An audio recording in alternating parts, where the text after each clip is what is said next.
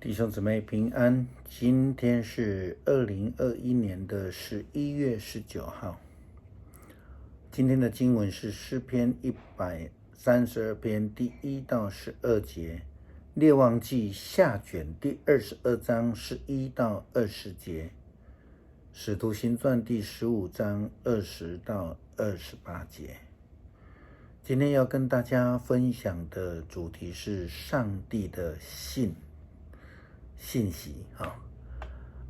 当犹太人离开了上帝的真理的时候，他们就是得罪了上帝，这是圣经的原则。他们就会遇见苦难，因为他们失去了上帝的保守。就实际面来看，他们并不是上帝让他们遇到苦难。虽然在信仰上面我们是这样想，虽然在圣经也是这样说，但是呢，事实上就是因为他们自己离开了上帝的保守，这个是有圣经根据的。我们看一下，路加福音第15章记载的3个比喻当中，有2个就非常清楚。我们看到那个离开牧羊人迷失的那只羊，还有那一位离家的浪子一样。这个羊呢，离开了牧羊人的照顾，浪子呢，离开了父亲的家，所以他们必须在外面就要面对所要面对的这个困境，因为他们已经听不到牧羊人的声音，那个浪子也听不到父亲的劝勉。昨天我们在圣经的分享里面，我们讲到了约西亚王，是一位好王。他没有跟随他的父亲亚门，还有他的祖父马拿西的恶行。他没有因为这样子的一个环境，然后让他也离开上帝真理的道路。他反而是跟随了他的先祖大卫王，走在上帝的道路上面。他呢，行在他先祖大卫所行的一切事的原则上面，他不偏左右。在我们昨天谈到的，他修整圣殿的时候，他非常的忠心在整个的整件工作上面。他也特别是在财务的管理上面，他非常忠心，就蒙上帝的喜悦。后来大祭司希勒家在他的记载当中提到，他们找到了圣殿里面上帝的律法书，是他们生活的依据。根据圣经的记载，书记撒番又对王说，祭司希勒家递给我了一卷书，撒番就在王面前读那书。王听见律法书上的话，就便撕裂衣服，吩咐祭司希勒家与撒番的儿子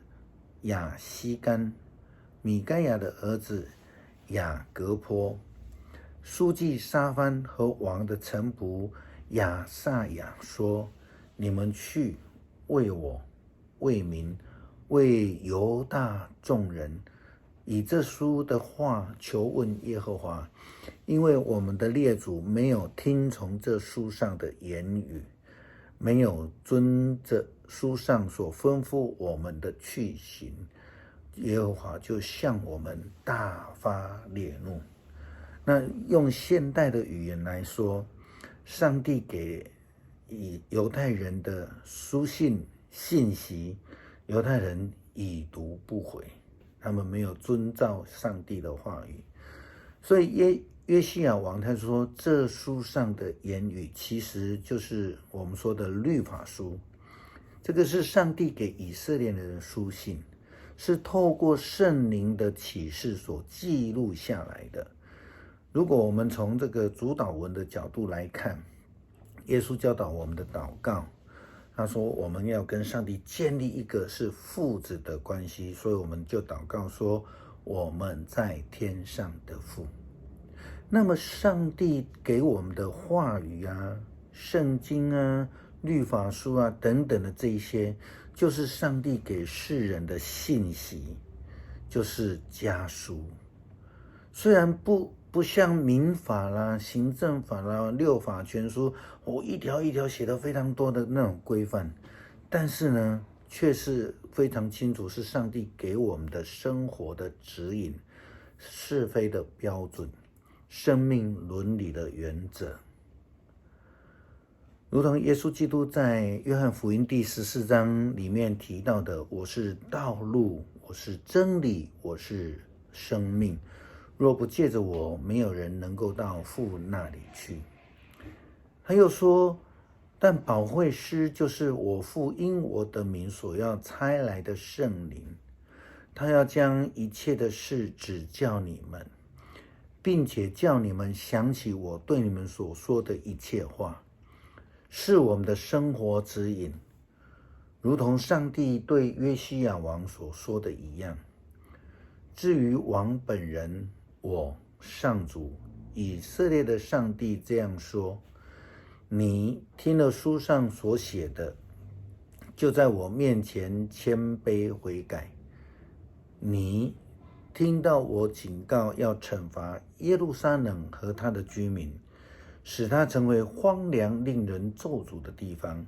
你撕裂衣服向我哭泣，我就听了你的祷告。因此在你死以前，我不降灾给耶路撒冷，我会让你平平安安的离世。这个就是我们前面在说的，因为约西亚王他听了上帝的信息，他痛哭悔改，然后上帝就保守他跟耶路撒冷城，让他不会去遇到这个困难的地方。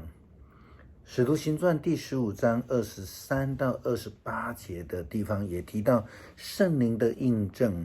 劝勉外邦教会有关于外邦基督徒的一些原则，透过书信，透过使徒们的传递，透过先知所留下的经典，上帝将信仰生命的原则传给了初代教会的基督徒，让他们有所遵行。我们可以把整本的圣经，从旧约、新约，看作成上帝给那个犹太人的书信，就好像新约的很多书信一样。而不但是这样子，也是给我们基督徒的书信，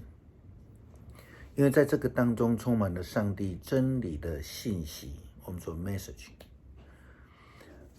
摩西呢，跟先知们呢，还有士师们呢，还有使徒啊、保罗啊，这些人就变成是上帝信息的信差，我们说像邮差一样啊，他们将上帝的旨意传给了世人，将福音的救恩留给了我们。今天这个上帝的信，上帝的信息，也留给现在的基督徒你和我，让我们可以能够明白上帝的话语，有所遵行。当我们不再只思想我的权利的时候，就会像这些早期的基督徒他们跟随或是约西亚王一样。我们也看到最近在台中发生的许多例子，比如说拿棒球棒打人啊，打车子啊，去砸人家的商店啊，这些暴力事件。其实这些人所思想的只有一件事情，只要我喜欢。可是基督徒不应该这样思考的，基督徒要思考的是上帝要我们如何做，上帝会如何做。如果是这样的时候，我们的是非标准就是走在上帝的原则了。那在这样子的情况之下，我们就可以成为上帝所喜悦的人。我们最后一起用诗篇132篇第1节到第12节一起来阅读，然后我们一起来祷告。上主啊，求你不要忘记大卫，求你记得他忍受一切辛劳。上主啊，求你记住他怎样向你许愿，怎样向雅各全能的上帝发誓说，在我为上主找到地方，为雅各的全能上帝找到住处之前，我绝不进我的家，我绝不睡觉，也绝不打盹。我们听说约柜在伯利恒，我们在雅尔田也找到了。我们说，让我们进上主的居所吧，让我们到他的宝座前下拜。上主啊，起来吧，进你气息的地方，和象征你大能的约柜一起进圣幕。愿你的祭司披上正义，愿你的子民高声欢呼。上主啊，你曾应许你的仆人大卫，求你不要遗弃你所选立的王。你对大卫发的誓，绝不收回。你说，我要立你的一个儿子做王，他要继承你的王位。你的子孙若遵守我的约，施行我给他们的命令，他们的子孙也要永远继承你的王位。求主帮助我们学习约西亚王一样，成为一位忠心跟随的仆人，愿意遵照上帝的旨意，走在上帝的道路，不是随己意而行的跟随者。让我们所做的合乎上帝的真理，愿蒙上帝的悦纳，成为荣神益人的基督徒。阿们。